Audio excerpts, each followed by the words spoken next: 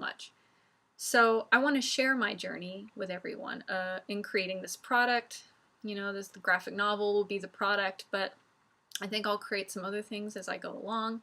And I want it to be more than just an artist process blog. It's not just about my process. You don't have to like comics to be interested in some of the things that I'm going to talk about. Although, it doesn't hurt if you do like comics. And the other side of it, so talking a little more about the graphic novel itself, it's the lead characters are Caitlin, a teenage girl, and her demon Mephisto.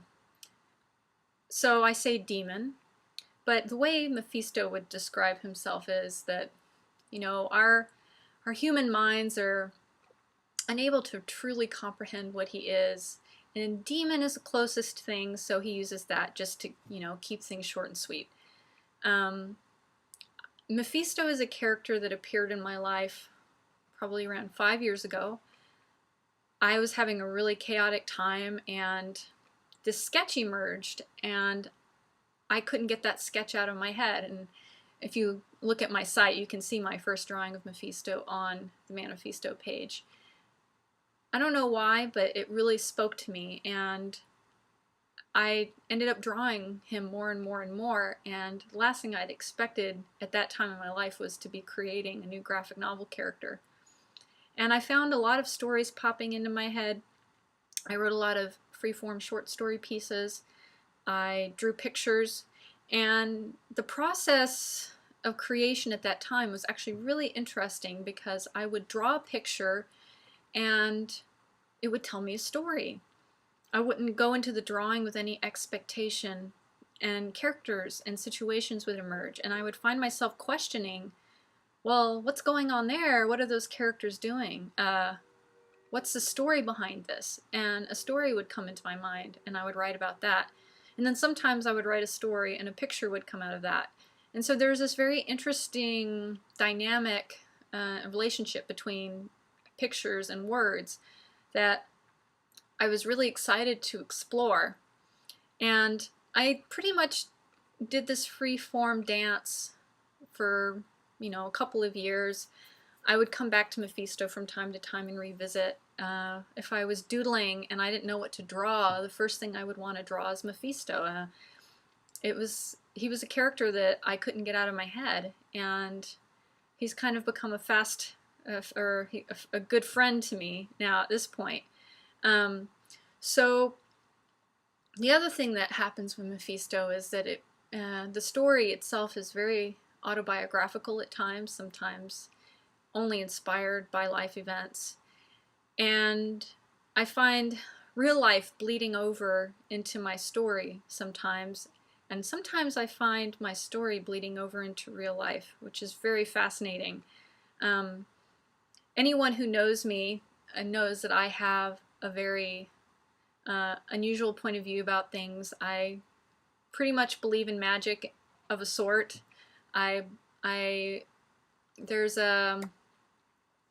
very interested in manifestation and the power for us to create our own reality, and our perceptions of reality are really, I think, key to the reality we create.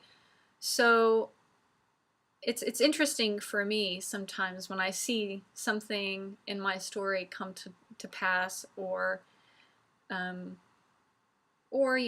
it depends on how personally invested I am in that. But I think it's fun, and that's part of what makes it a little bit more magical to me, because I have found an interesting relationship between fiction and reality that I love to explore.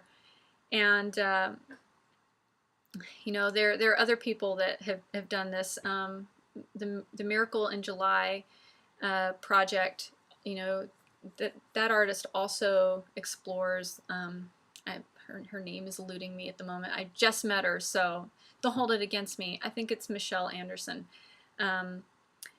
That she's exploring also the manifestation and writing something publicly and sharing sharing bliss. And it's very interesting that I discovered her work only a week or two after I started this project. So, or maybe a little longer than that, but it's fun to see other people doing similar things, and of course we're doing it in different ways. You know, I'm doing it through my graphic novel.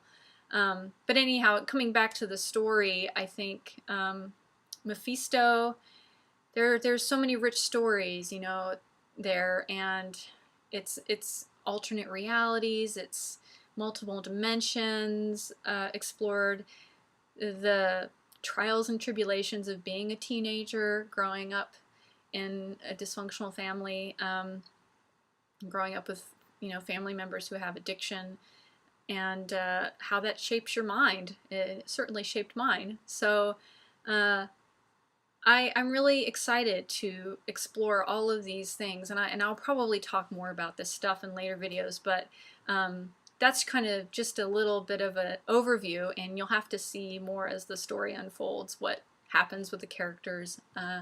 But I've been working on this for 5 years. It's been stewing in my mind, and now I'm ready to make it real. And so I'm going to talk a little bit now about, you know, my approach and what I want to do with the story visually. Some of the people that I really love are Dave McKean and David Mack. Dave McKean does a lot of stuff with Neil Gaiman for Sandman, or he did at one time, and they've done several projects since then, of course.